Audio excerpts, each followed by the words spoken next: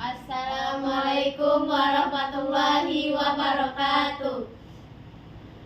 Kami di sini akan berdiskusi mengenai tugas tas 1 yang mana pada buku 1 membahas tentang cara pembelajaran atau proses pembelajaran, yang pada buku 2 berbicara mengenai pendekatan pembelajaran behaviorisme, konstruktivisme sosial maupun ilmu saraf, teori pengaruh baru. Jadi di buku 1 itu kita akan membahas mengenai belajar atau pembelajaran. Jadi menurut kalian belajar itu gimana sih? Kan kita kan udah ngerasain tuh belajar kayak dari SD, dari TK kan kita belajar, tapi kalau di TK itu kita dominan bermain dah. Nah, kalau belajar kan kita udah ngerasain dari SD sampai SMA. Jadi kayak apa sih kesan belajar di kalian tuh, coba? Nah, sebelum kita masuk ke kesan pembelajaran kita harus tahu sih apa itu pembelajaran terlebih dahulu. Nah, apa pentingnya pembelajaran? Menurut saya nih, pembelajaran teman-teman adalah di mana anak-anak memperoleh pengetahuan dan keterampilan baru melalui pengalaman. Mengapa ini penting? Karena bagaimana kita memandang pelajaran akan memengaruhi bagaimana kita mengajar di kelas. Nah, menurut saya kesan pembelajaran yang Yuli tanyakan tadi seperti apa? Pembelajaran yang menarikkah? Ya, yang udah kita sesuai pengalaman kita masing-masing enggak? Kayak mana kita belajar gitu, udah kesan itu sampai sekarang, sampai kuliah kita belajar kan. Nah, pasti ada kesan dan yang kita dapat, karena kan proses pembelajaran berbeda-beda, kayak caranya berbeda-beda. Kayak mana kita pembahasannya di buku 2. Nah, jadi kan kalau Jara tadi jelas sih kalau belajar itu kan gimana proses pembelajarannya dah. Yeah. Nah, tapi kalau saya tuh belajar itu kayak suatu yang kita semua tuh memiliki pemahaman dan di mana kita itu telah beradaptasi tentang belajar itu. Jadi berpartisipasi dalam belajar itu kayak dalam keadaan formal lah maupun informal, kayak di ruangan kelas maupun ruangan di rumah sama ayah dan ibu kan kita belajar juga ngerasain, atau di ruangan bebas. Ada nggak di desa-desa kalian? Kalau tempat tinggal kan di kota nggak ada tuh, palingan cuman ada mobil. Nah, di situ kan perpustakaan berjalan. Nah, di situlah belajar sama-sama. Tapi kalau di desa gimana? Di Kerinci contohnya. Cara belajarnya Ya, yang menarik. ya yang di luar sekolah lah gitu. Tentunya kami biasanya kan kami desanya terpencil, segalanya terbatas. Jadi kami biasanya tuh setiap semester kami diajak oleh guru untuk, contohnya seperti olahraga. Kami diajak guru untuk kayak ke kolam atau IPA, kami diajak guru ke museum, ke kota gitu. Nah, itu sih. Jadi menurut belajar tuh gimana coba? Definisi belajar bagi kalian itu? Menurut aku sendiri ya, jadi pembelajaran itu tuh kayak sesuatu, kayak kata Yuli tadi sih, kayak sesuatu yang sudah kita biasanya lakuin di kehidupan sehari-hari. Kayak gak asing lah pembelajaran tuh. Jadi pembelajaran tuh kayak dari manapun kita bisa dapat belajar, dan dari pembelajaran itu kita ada sesuatu yang bisa kita dapatkan, ada sesuatu yang bisa kita serap, yang bisa kita implikasikan ke dalam kehidupan sehari-hari, yang tentunya itu pasti hal-hal yang baik gak sih? Nah, terus tuh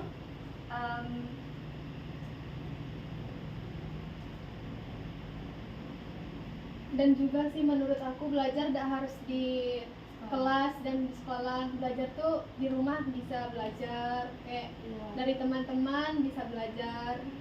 Ya, karena kan pembelajaran itu kan tidak hanya formal beda sih, ada juga informalnya. Jadi kayak kita nih sekarang bisa belajar gitu. Nah, kayak mulai dari ruang kelas, terus ruang terbuka juga bisa sih.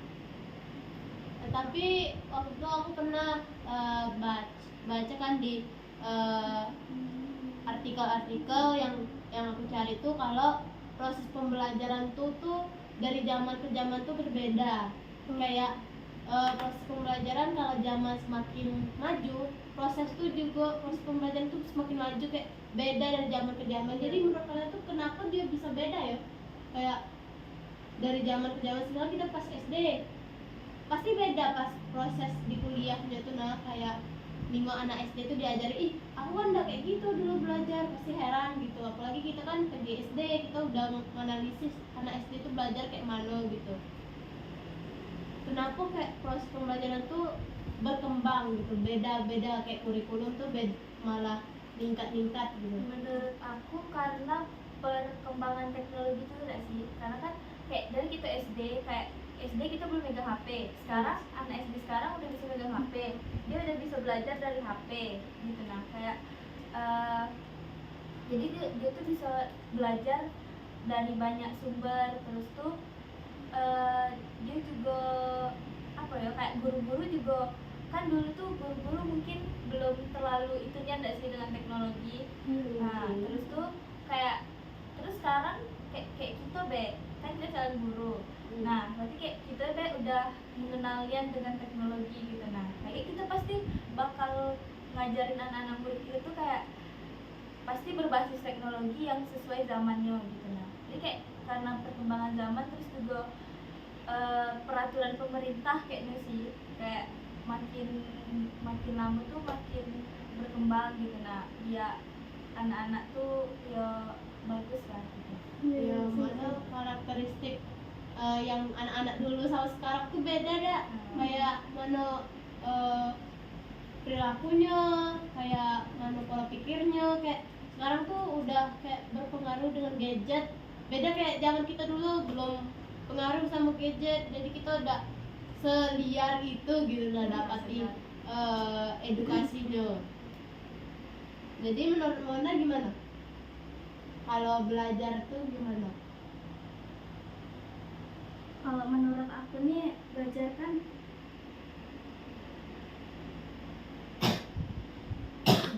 Iya sih, tentang mengenai belajar tadi, maaf ya di cut dulu. Aku setuju dengan Lupita tadi, di mana teknologi berkembang nggak sih. Sebagai aku yang orang desa, di mana cari buku tuh susah. Jadi kayak pembelajaran yang dulu tuh kami hanya kayak mengenai buku. Guru-guru tuh tidak tahu tentang kayak seperti kita ada sih Canva, video. Mana ada di desa kayak gitu. HP tidak ada kayak mana. Dan juga kayak teknologi tuh minim ya di desa-desa tuh. Nah sekarang tuh apalagi di desa-desa sekarang lah modern, mana sekarang anak-anak ujian lah tersedia laptop kan dari pemerintah. Itu sih menurut aku kayak berkembang karena teknologi tadi ya Lupita.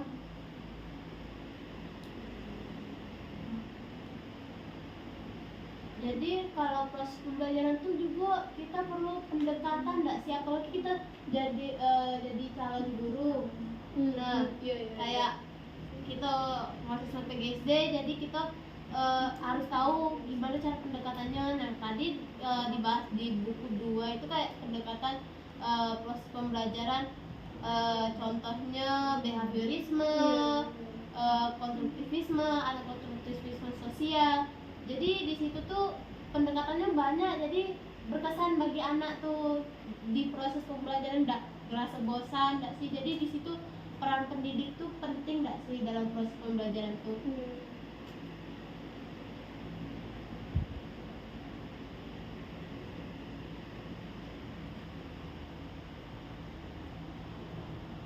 Tapi aku baca di buku yang telah diupload di IMS, kalau belajar tuh adalah proses mendapatkan lebih banyak pengetahuan atau belajar bagaimana melakukan sesuatu. Misalnya tuh gimana naik sepeda, kata buku ini kan. Seperti yang akan kita lihat, pembelajaran dilihat oleh mereka yang telah menghabiskan waktu menyelidiki dan bereksperimen di lapangan. Jadi di situ tuh bisa kita sebut kalau belajar tuh di mana kita tuh mendapat pengetahuan langsung kalau kita mencobanya. Misalnya kita naik sepeda langsung, jadi kita bereksperimen di lapangan langsung gimana cara kita dayungnya, kayak kita di jalan menurun menanjak, jadi kita di situ dapat juga kayak pengalaman langsung. Jadi di situ kita ingat gimana cara menggunakan sepeda gitu. Menurut aku sih gitu kalau kesimpulan dari buku ini tentang proses pembelajaran. Kalau belajar itu mendapatkan pengetahuan atau belajar bagaimana melakukan sesuatu dari pengalaman langsung turun ke lapangannya.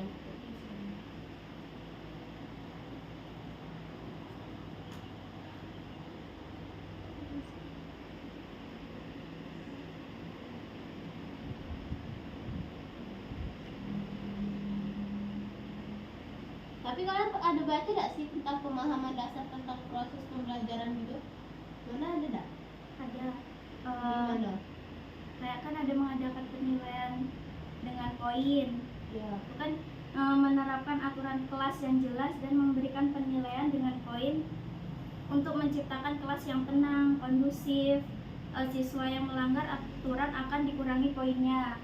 Oh, berarti itu Kayak kita kayak membuat permainan gitu. oh iya dah, kayak nilai gitu. Misalnya kalau di SD aku dulu tuh kayak siapa yang ribet catat namanya, kurang nilainya ya. Iya. Nah, jadi dia kayak main poin.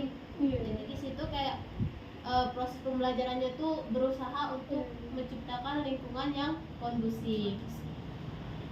Tapi menurut aku sih itu keren juga ya berbasis poin, karena kayak anak-anak lebih semangat gitu. Nah, kami dulu tuh bukan masalah tentang pembelajaran, tetapi tentang piket. Siapa yang paling rajin piketnya, siapa yang paling bersih, nanti akan dapat buku akhir.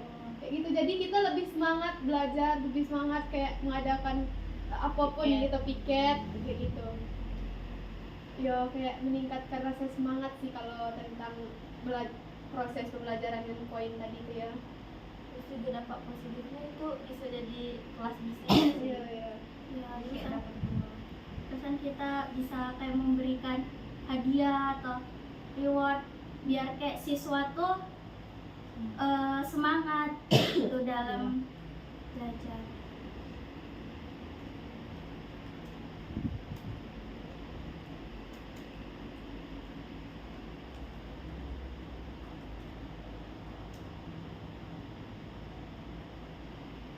Nah, di sini ada di buku nih kalau ngejelasin mengenai strategi pembelajaran dan teori pembelajaran. Jadi, kayak mana kita perlu nyadari bahwa strategi dan teori itu sesuatu yang tidak sama gitu. Kayak teori adalah suatu yang menjelaskan atau yang diamati, kalau strategi itu gimana cara kita di ruang kelas gitu. Ngerti gak sih? Kayak teori itu pembahasannya, kalau strategi itu gimana kita ngelakuin di ruang kelas. Nah, jadi kata buku ini kayak menjelaskan kalau strategi dan teori itu beda dalam proses pembelajaran tuh. Jadi di situ pendidik tuh harus tahu strategi gimana cara hidupi pembelajaran tuh, gimana proses pembelajaran berlangsung. Kalian setuju gak sih kayak pendidik tuh harus siap gitu, kayak ngeevaluasi atau ngesiapin teorinya dulu gitu. Nah, kan banyak tuh guru-guru tuh kayak gaptek atau membosankan gitu. Iya sih, itu karena tidak terjalannya strategi dan teori tadi tuh kurang tepat ya. Kurang kreatif.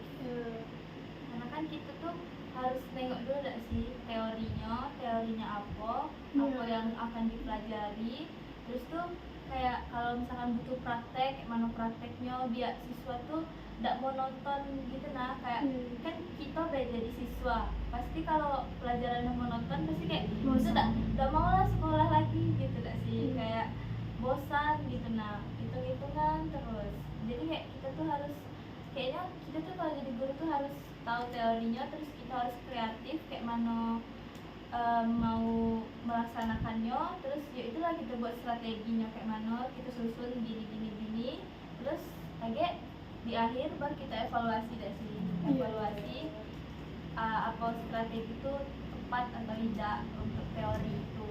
Kalau tepat ya kita lanjutin, kalau tidak udah kita cari teori lain, strategi lain gitu.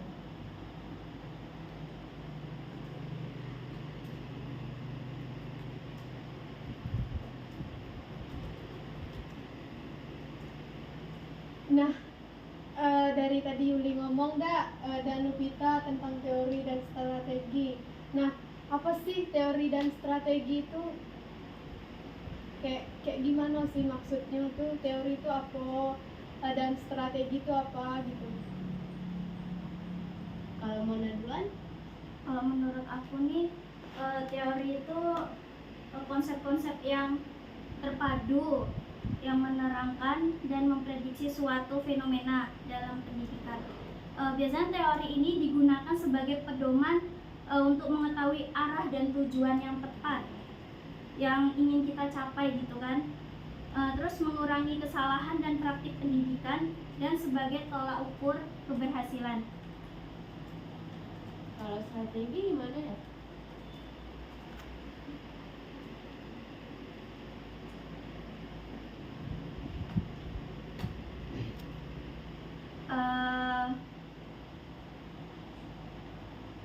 Kalau strategi pembelajaran ini tuh kayak mencakup sifat, lingkup, dan urutan kegiatan yang memberikan pengalaman belajar kepada siswa.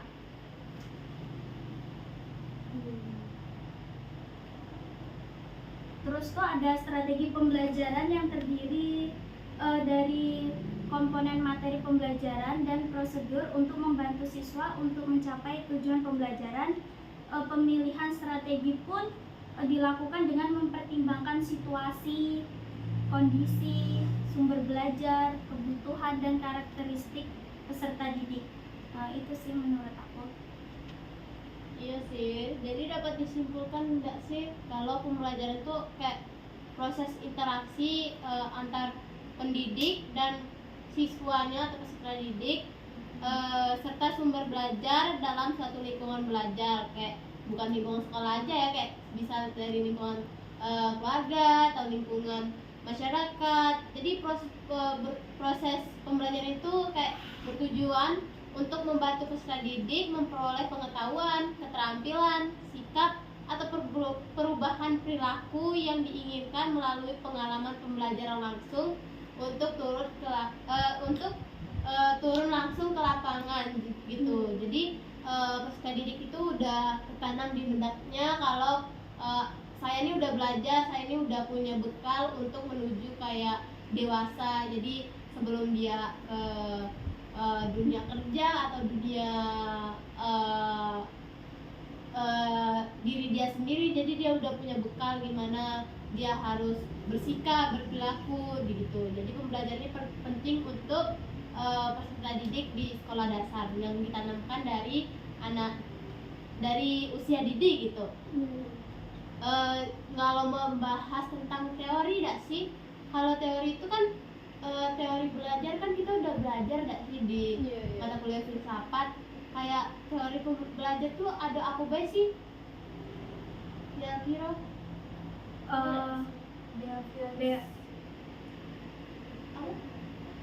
Nah, teori ya menurut aku. Nah, tadi kan teori itu ada beberapa. Nah, sebelumnya menurut aku nih, teori itu merupakan ide dan gagasan yang membantu menjelaskan mengapa sesuatu terjadi dalam pembelajaran tersebut. ya. Nah, teori tadi itu ada 4 yang kita belajar ya kan? Yang pertama teori behaviorisme, yang kedua teori nativisme, kognitivisme, dan terakhir konstruktivisme. Nah, menurut teman-teman nih, apa sih teori behaviorisme tadi itu? Kalau menurut aku ya dari kajian aku, kalau behaviorisme ini kayak proses pembelajaran langsung kayak mana ya, eh eh,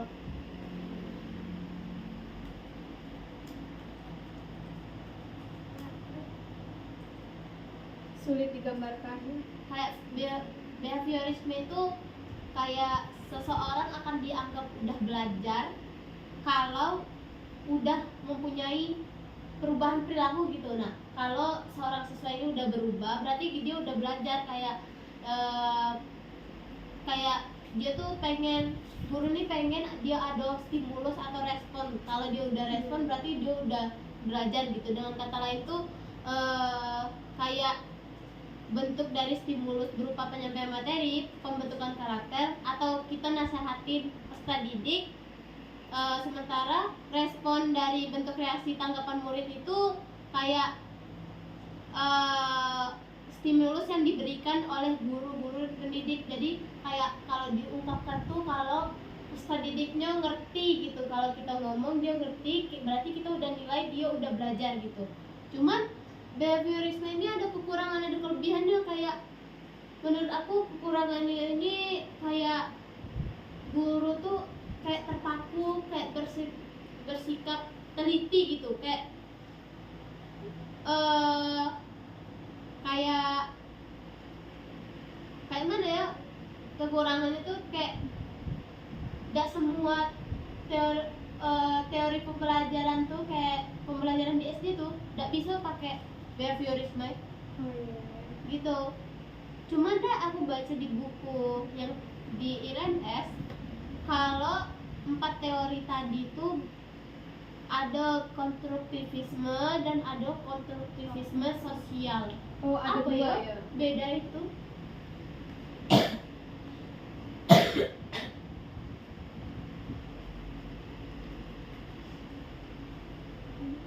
Perbedaan apa tadi ya? Konstruktivisme dan konstruktivisme sosial. Kalau menurut aku tuh perbedaannya, konstruktivisme itu merupakan pendekatan pembelajaran yang berlandaskan pada psikologi kognitif. Teori ini menekankan bahwa belajar hanya terjadi ketika ada pemrosesan informasi secara aktif, sedangkan konstruksi sosial adalah ide bersama yang dianut oleh anggota masyarakat. Ide-ide ini seperti gender dan nilai-nilai yang membentuk kerangka kerja bagi masyarakat untuk berinteraksi. Kalau menurut kita gimana konstruktivisme sosial nih? Karena aku juga baru dengar konstruktivisme sosial. Cuman kalau konstruktivisme kita udah pernah belajar kalau proses teori konstruktivisme ini udah banyak diterapkan di sekolah-sekolah dasar juga. Kayak kelebihannya dalam proses pembelajaran tuh kayak guru dapat ngajari pada muridnya tuh untuk mengeluarkan ide-idenya dan gagasannya. Jadi melatih murid tuh agar berani ngomong, ya bicara, kayak berani mengungkapi idenya, tidak terpaku diam deh kan. Jadi itu suasana kelas udah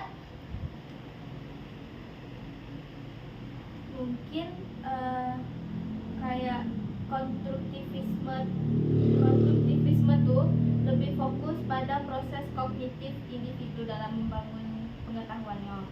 Terus kalau konstruktivisme sosial tuh itu menekankan konteks sosial, pembelajaran dan konstruksi pengetahuan secara bersama-sama. Mungkin kayak konstruktivisme sosial ini kayak pas kerja kelompok kayak gitu nih, nah kayak itu kan apa sih, kayak pembelajaran yang berbasis sosial juga gitu. Nah terus tuh juga perbedaan lainnya tuh bisa kalau konstruktivisme tuh interaksi sosial tuh dianggap penting, tapi lebih sebagai faktor pendukung dari konstruksi pengetahuan individunya. Tapi kalau dalam konstruktivisme sosial itu interaksi dengan teman sebaya, dengan guru, terus dengan lingkungan sekolah lainnya lah, itu sangat penting karena pengetahuan itu kayak dibangun dari kerjasama dan interaksi dalam lingkungan masyarakat gitu loh. Kayak ya kita tuh belajar bukan di sekolah baik gitu. Nah jadi kayak dari semua orang kita bisa belajar, jadi kayak lebih ke sosial, interaksi sosialnya. Mungkin itu sih kalau dari aku.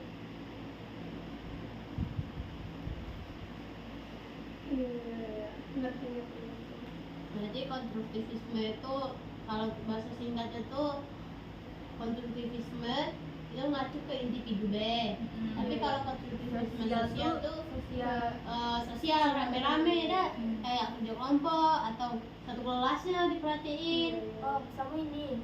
Mungkin kalau pas konstruktivisme nih, peran guru tuh yang membantu siswa dalam membuat informasi lebih, terus memberikan kesempatan untuk menemukan atau menerapkan ide-ide mereka sendiri.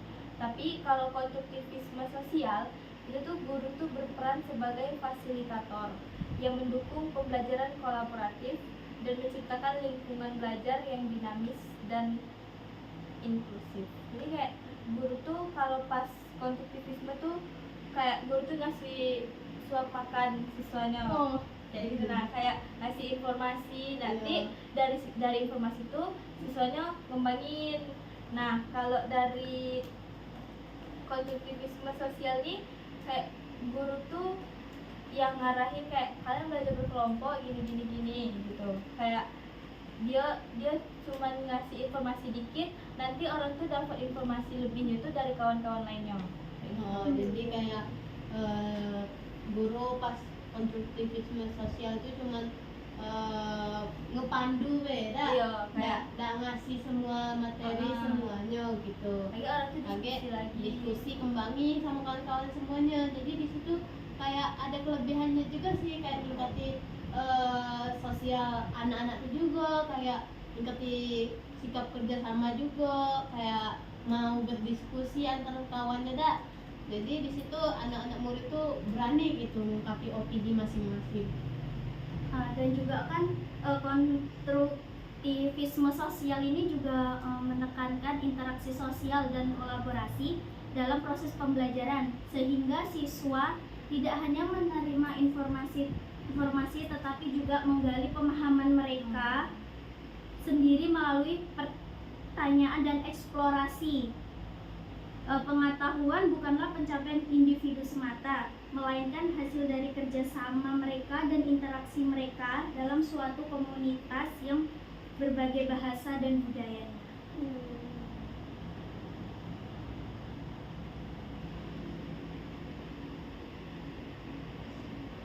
Kalau teori lain gimana Jan? Teori apa tuh? Dari keempat itu. Ya, kan ada tadi behaviorisme, konstruktivisme sosial. Ada lagi tuh kayak katanya tuh teori pengaruh baru, neuroscience, kayak bahasa Inggris tapi terjemahannya itu ilmu saraf gitu. Ada nggak baca di buku IRMS?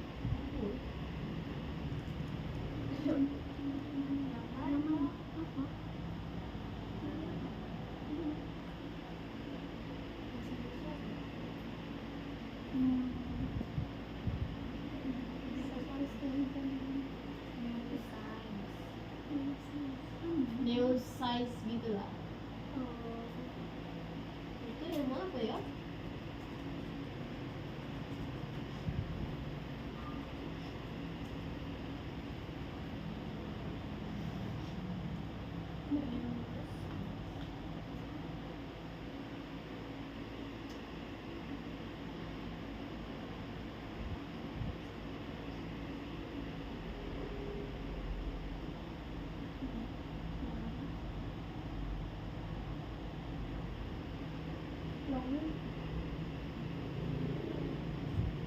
Neuroscience, ilmu saraf ya. Iya, ilmu saraf kan. Nah,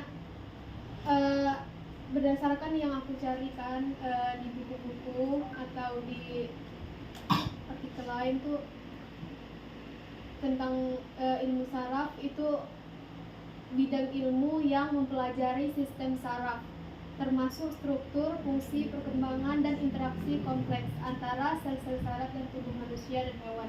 Bener gak sih tuh dari yang apa yang aku baca tuh? Menurut kalian gimana? Jadi apa hubungannya sama Mungkin itu lebih umum nggak sih? Iya, Ini iya. kan kita lebih ke kayak pendekatan itu untuk pembelajaran di kelas. Jadi gimana tuh? Kok tiba-tiba di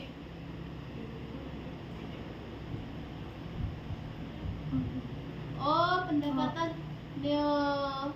neuroscience dalam Iya. pendidikan tuh semakin menjadi pengaruh baru yang signifikan. Kayak aku juga kurang ngerti sih ini pendekatan aku, tapi di sini aku baca kalau terutama dalam konteks pembelajaran anak usia dini, konsep ini nih menggabungkan pengetahuan dari ilmu saraf dengan praktik pendidikan untuk meningkatkan efektivitas proses belajar. Jadi kayak dia gabungi ilmu saraf ke praktik pendidikan gitu. Nah kayak mana sih nyambungnya gitu? Kalau dalam pembelajaran berbasis neuroscience ini itu penting untuk mempertimbangkan keseimbangan antara otak kanan dan otak kiri. Maaf. Kegiatan pembelajaran ini cenderung hanya menggunakan kerja otak kiri yang linear, logis dan matematis yang dapat menyebabkan kelelahan dan kejenuhan pada peserta didik karena ketidakseimbangan penggunaan otak.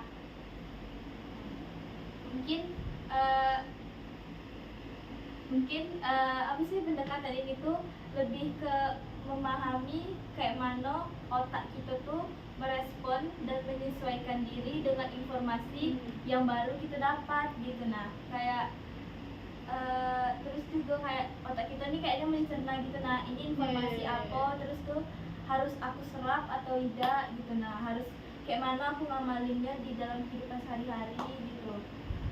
Mungkin itu sih.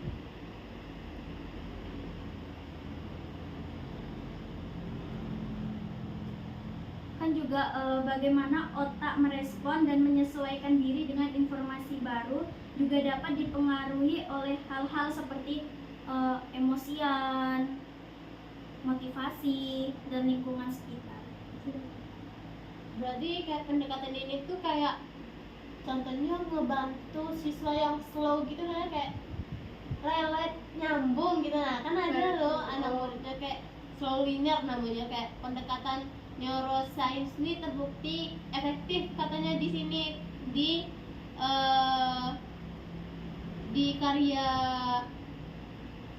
karya tahun 2023 karyanya Budi Adiutomo. Itu katanya itu membantu siswa yang slow tadi dengan memberi stimulus yang tepat, kayak seperti menggunakan musik, menggunakan terapi seni untuk meningkatkan motivasi dan prestasi belajar mereka. Jadi kayak mahasiswa lelet tuh mahasiswa yang lelet dah. Kan mahasiswa juga ada yang lelet ya. Kayak siswa yang lelet. Nah, kayak dia nyari cara lain gimana siswa nih temui bakat dia kayak itu, kayak mana dia cepat berpikir lagi, kayak dia ngasih musik atau terapi seni lah gitu. Berarti kayak pendekatan ini tuh kayak memanfaatkan bagaimana otak yang siswa yang lele tadi untuk meningkatkan efektivitas proses dalam belajar. Proses pembelajaran. Kayaknya lebih fokus ke apa sih? Ke otak, respon otak dari siswa gitu. Nah, jadi kayaknya ini bisa efektif kalau siswa dalam satu kelas itu dikit, karena itu kan bisa ditengok nian kan siswa.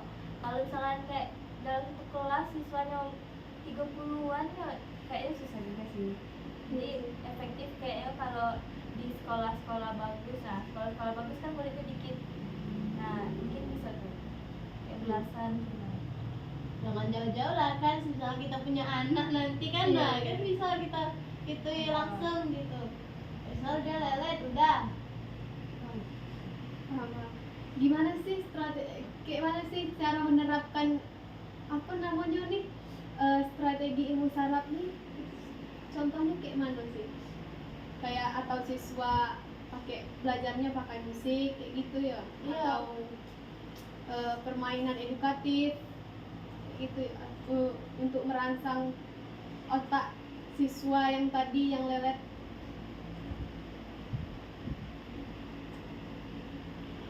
Tapi untuk kayak gitu tuh aku rasa ada tantangannya dah sih, kayak prinsip-prinsip neuroscience nih ke dalam kebijakan pendidikan tuh kayak sangat penting, tapi pedagogis ini harus mendukung perkembangan otak anak secara optimal gitu. Nah, kayak kita harus diskusi juga sama orang tuanya siswa nih. Nggak bisa kita bekerja sendiri karena kita kan nggak tahu gimana dia di rumah. Untuk itu kita jadi harus tahu gimana otak dia bekerja di rumah gitu, atau anaknya main baik kan di rumah, kan di rumah belajar baik, atau memang dia ditekannya di rumah. Nah di situ kan dia ngeganggu personal dia lah. Mana tahu memang ada masalah di Ya. otaknya yang memang tidak bisa misalkan, atau dia ada memang penyakit yang harus kontrol. Tapi ya kayaknya nggak bisa. Jadi kita tuh selalu harus buat anak itu dan siswa itu kayak berpikir kritis. Ya benar.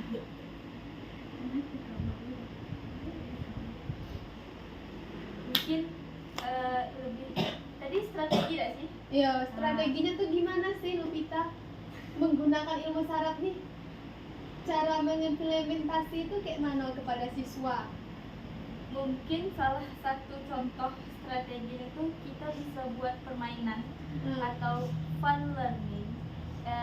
Karena dengan metode pembelajaran yang menyenangkan ini, itu kita bisa melibatkan siswa dan membuat proses pembelajaran yang lebih efektif. Atau bisa juga kita membuat pembelajaran berbasis masalah. Jadi kayak dia tuh kalau kita kasih masalah nih, Iya. nanti kita nengok gimana cara dia nyelesainnya. Terus kayak dia pasti di situ kayak dia berpikir kritis kayak gimana ya cara menyelesaikan masalahnya nih gitu. Iya. Mungkin kayak gitu sih.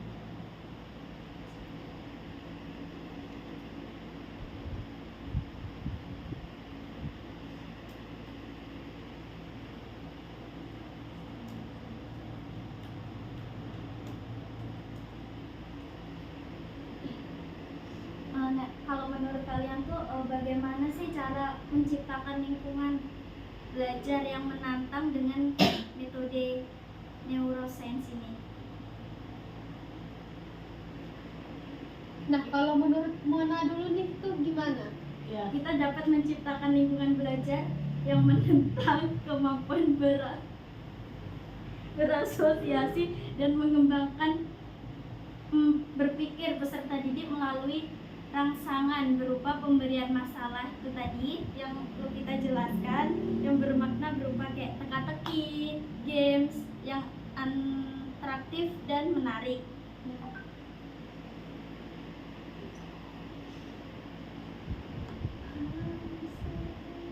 Dan kita juga bisa menciptakan ruang kelas yang menarik karena dengan suasana ini peserta didik juga bisa lebih rileks dan cepat memahami pembelajaran jika pendidik bisa menarik perhatian mereka.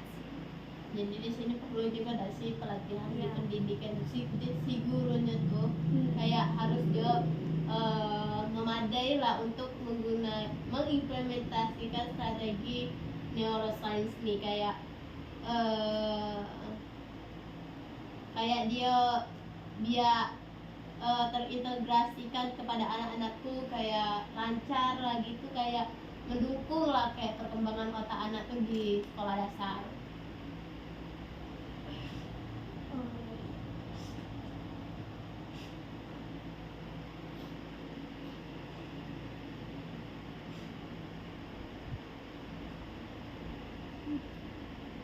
Nah, pendekatan lainnya tuh kan ada kognitivisme gak sih?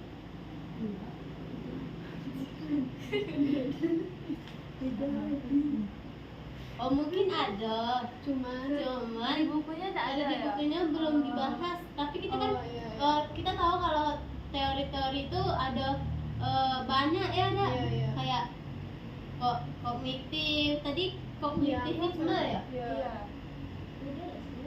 Udah itu. Oh. Kognitif mungkin itu kognitif ya enggak Ya. kayak teori kognitif itu apa sih Jara?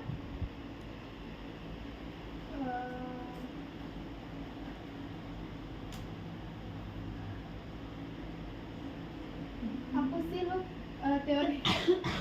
Teori kognitif itu teori belajar yang mementingkan proses belajar daripada hasil belajarnya. Kognitif ini merupakan seluruh aktivitas mental yang membuat seorang individu mampu menghubungkan, menilai, dan mempertimbangkan suatu peristiwa. Ini melibatkan proses internal seperti ingatan, ya kan, pengelolaan informasi, emosi.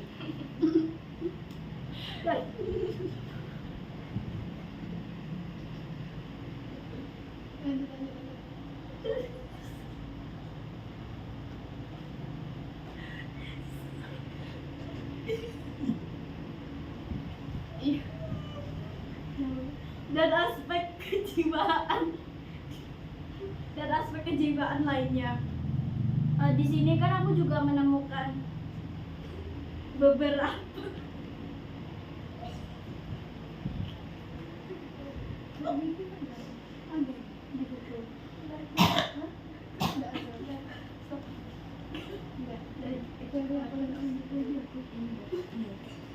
Nah, tadi tuh kan ada bilang pemanfaatan musik gak sih? Oh iya. Nah, itu tuh menurut kalian kayak mana sih pemanfaatan musik yang efektif di ini di neuroscience nih? Nah, menurut Lupita dulu nih, gimana sih?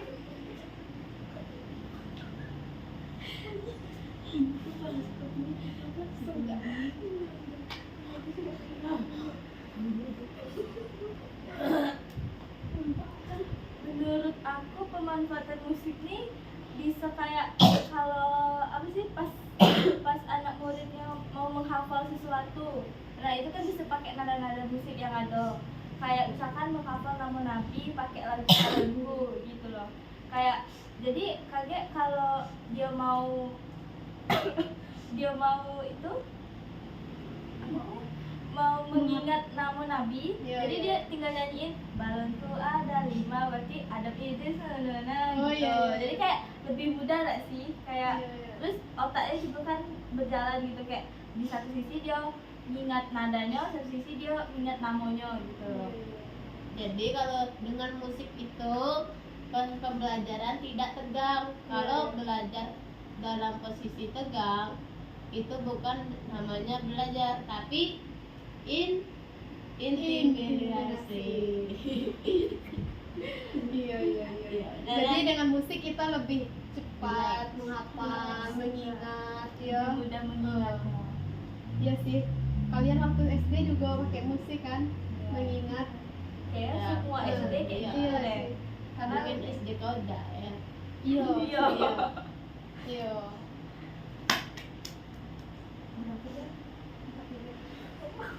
Balik lagi ke kognitif tadi dah, teori Iya. kognitif tadi kan setahu aku dan juga aku juga udah nyari-nyari tuh, kita udah tahu kalau kognitif itu di seorang yang ditemukan tuh si Jean Piaget yang mengembangkan teori kognitif.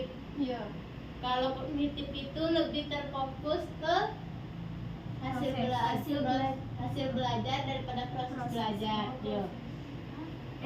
Mementingkan proses belajar daripada hasil belajar. Iya. Jadi di situ tuh kayak kita tidak perlu nilai gitu. Jangan khawatir atas nilai ya. Tapi yang lebih Kita itu prosesnya gimana dia Hasil. itu gimana itu hasil tuh nanti ada gitu. Pasti bisa kita nilai dari prosesnya, di mana ada usaha tuh pasti tidak mengkhianati hasil.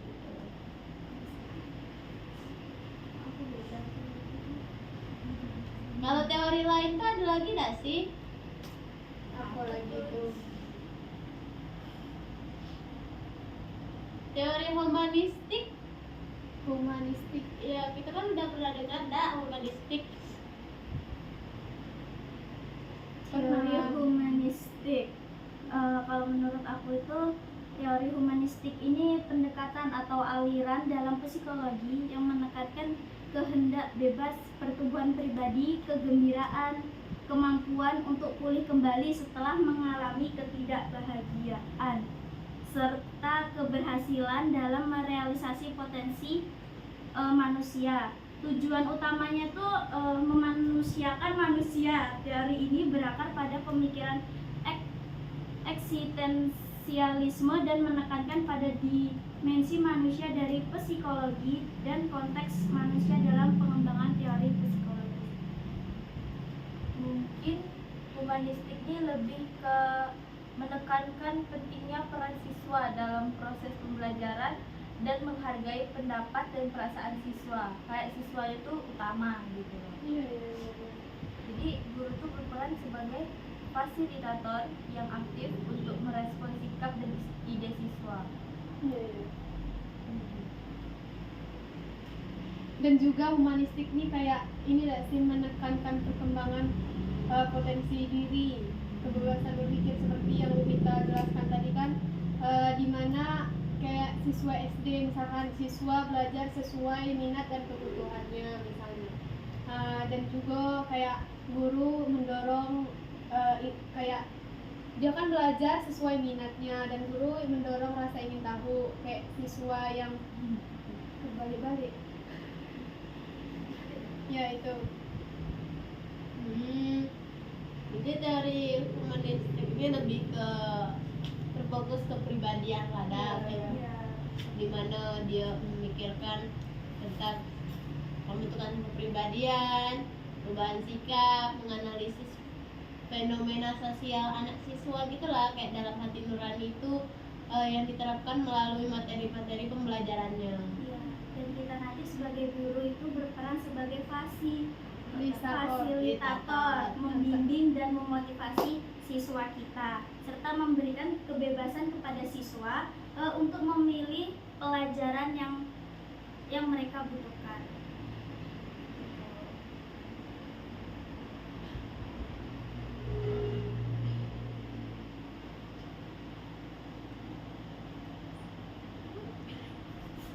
Oh iya.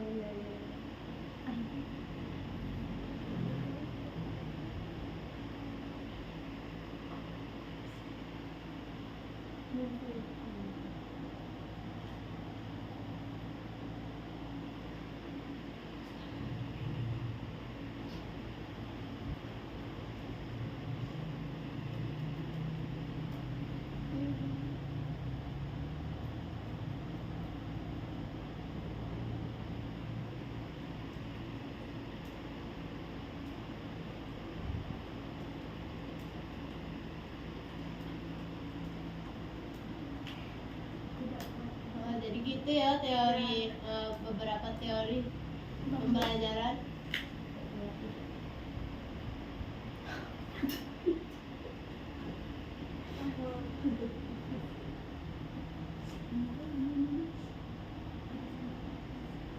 Bagaimana teori humanistik tuh kayak diterapkan dalam pendidikan masa sekarang sih, kayak kan udah modern nih.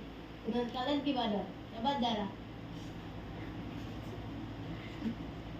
Kita dapat menerapkan ya beberapa contoh teori humanistik dalam pendidikan modern saat ini. Nah, itu siswa didorong untuk aktif dalam pembelajaran dan mengambil tanggung jawab atas keberhasilan belajar mereka.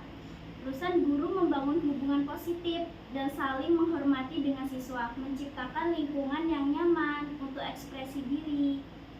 Kan kalau masa kita baru masuk ke kelas kita udah kayak cemberut, pasti kan siswa kayak nggak tertarik juga nengok kita. Kita kan sebagai calon guru harus menjadi guru yang cerdas, mempesona, guru yang menyenangkan. Menyenangkan. juga kalau kita baca tadi di perpus kan guru itu harus bahagia, Iya. harus tertawa, harus Harus ceria. ceria. Nah, gitu. Apapun keadaannya kita harus tetap ceria, tertawa. Kalau bahas guru, kalau guru itu harus memiliki sikap apa aja coba menurut kalian? Yang pertama sih disiplin. Ya betul, kalau disiplin dah, kalau Iya. jujur Iya. juga. Jujur, Bertanggung adil. jawab. Tentunya guru harus ada 3 akhlak. Akhlakul Iya, hasanah, Nah, akhlakul karimah karimah, dan akhlakul azimah. azimah. Namun yang sangat penting tuh ya 2 akhlak itulah. Karena yang akhlakul azimah itu kan udah akhlak yang paling tertinggi, yang itu kayak udah level nabi. nabi lah gitu dah. Yang penting karimah. Ya. Terus mau nambahin nih yang humanistik.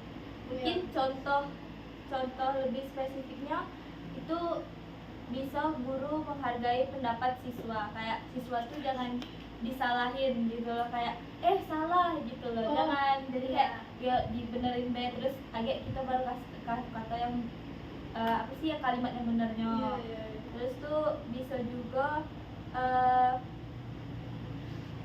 mendorong partisipasi aktif melalui kontrak belajar yang jujur dan jelas. Nah, jadi sebelum memulai pembelajaran di awal semester itu kan kita ada kontrak yang harus disetujui dari guru dan juga siswa. Jadi kayak dua-duanya itu harus saling menguntungkan di antara kontrak tuh harus menguntungkan guru dan siswanya. Iya. Kayak tadi katanya Bapak Soleh kan kalau dosennya salah, nah Harus. kita boleh jujur, jangan takut, cuman ada aturan dan tata caranya, tidak boleh kok Bapak telat keluar, kan tidak boleh kayak gitu, harus Iya. ada sopan santun juga kan. Kalau bahas tadi anak dalam posisi salah lagi praktek dah. Iya. Posisi anaknya salah dalam mengerjakan praktek, misalnya praktek fotosintesis misalnya. Praktek cara melelehkan mentega di bawah sinar matahari. Nah, posisi anaknya salah itu tindakan kalian kalau menjadi guru itu lebih baik kita langsung tegur atau kita biarkan dulu coba. Biarkan dulu. Kenapa, Mak?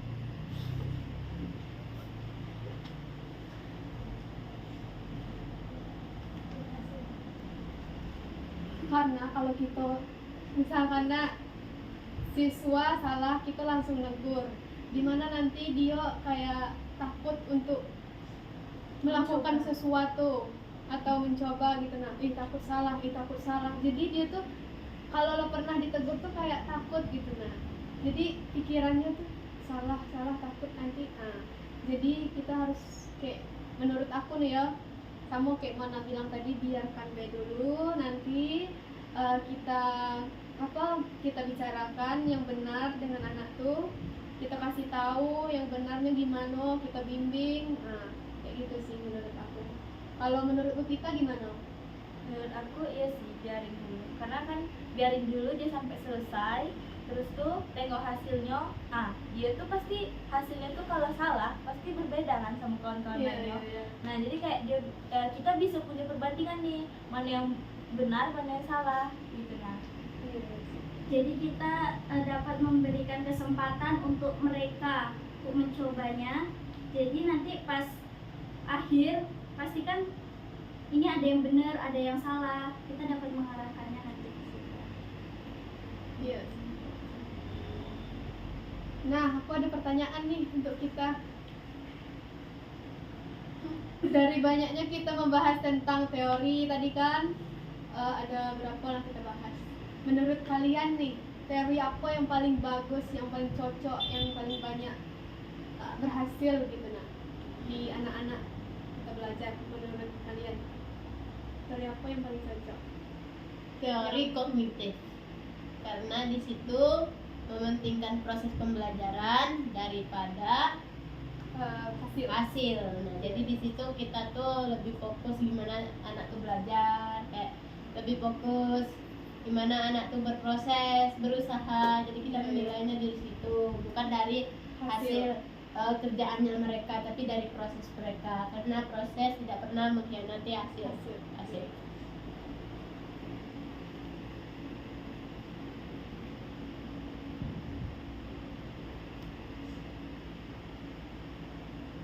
Jadi menurut kalian kenapa banyak di usia kita ini orang yang penakut untuk bertanya? Karena dia tidak dikasih kebebasan sama gurunya untuk berpendapat.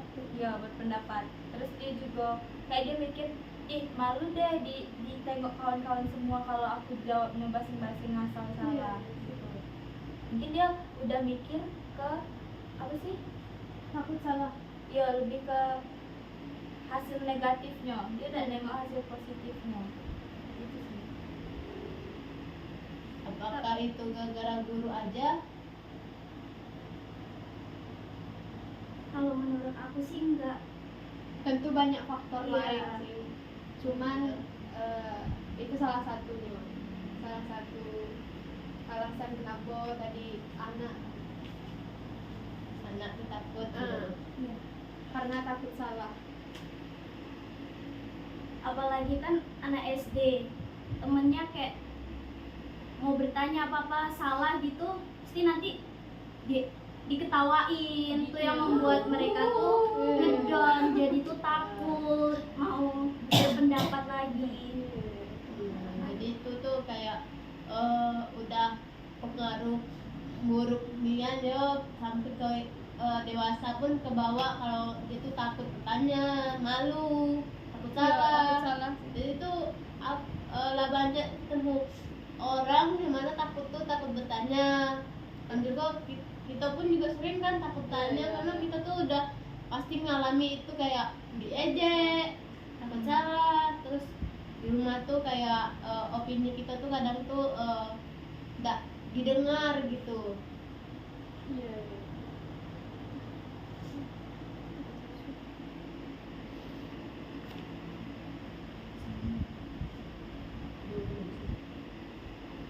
Nah, jadi kan Zara itu tidak sih nanya teori apa yang cocok. Nah, tadi kan Yuli bilang apa? Kognitif. Nah, kalau aku malah ke konstruktivisme. Karena teori ini tuh lebih menekankan siswa itu membangun pengetahuannya melalui pengalaman. Karena kayak siswa ini kayak kita tuh fokus ke siswanya gitu lah. Kayak kita misalnya ada percobaan nih, makanya habis percobaan itu pasti kita buat laporan enggak sih? Iya. Nah, di laporan itu tuh kita bisa dapat menyerap pengetahuan yang kita dapat dari itu. Kayak mungkin di diri aku sih, kayak kalau habis aku melakukan sesuatu, nah aku lebih mudah ingatnya daripada aku cuma teori gitu sih. Dan teori konstruktivisme ini tuh juga dapat membuat siswa berpikir kritis serta terlibat aktif dalam proses pembelajarannya, terutama dalam penyelesaian masalah.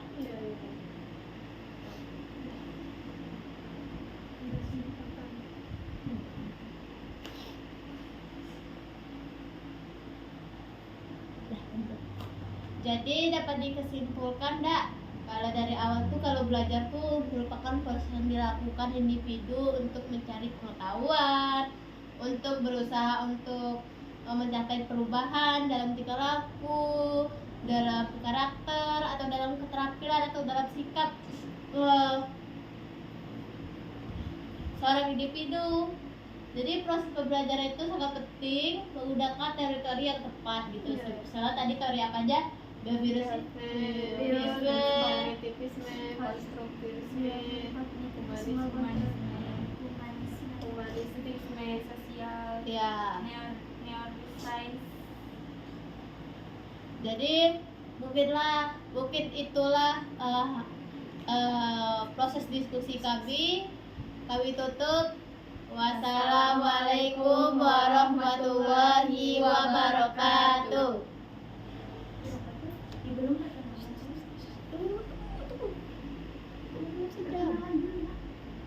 Sudah perkenalan. Sebelumnya perkenalkan, nama saya Yulia Nurdabayanti. Dan saya Aulia Gierta. Saya Levita Anggraini. Saya Zahratul Jannah. Sampai jumpa kembali.